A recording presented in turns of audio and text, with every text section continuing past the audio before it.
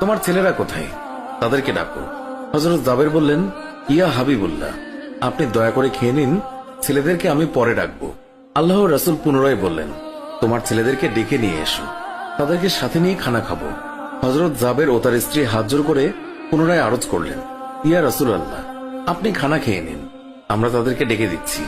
তখন নবীজি বললেন, হে জাবের, এই মাত্র জিব্রাইল ফেরেশতা আমাকে আল্লাহর নির্দেশ জানিয়ে গেলেন আমি যেন তোমার ছেলেদের সঙ্গে নিয়ে খানা খাই। নবীজির এই কথা শুনে হযরত জাবের এবং তার স্ত্রী আর ধৈর্য ধরে রাখতে পারলেন না। তারা চিৎকার করে কেঁদে কেঁদে সমস্ত ঘটনা খুলে বললেন। তখন নবীজি হযরত জাবেরকে বললেন, তোমার ছেলেদের কাছে গিয়ে বলো আল্লাহর নবী তাদেরকে ডাকছেন। হযরত জাবের নবীজির নির্দেশ মোতাবেক ছেলেদের লাশের সামনে গিয়ে তা বললেন।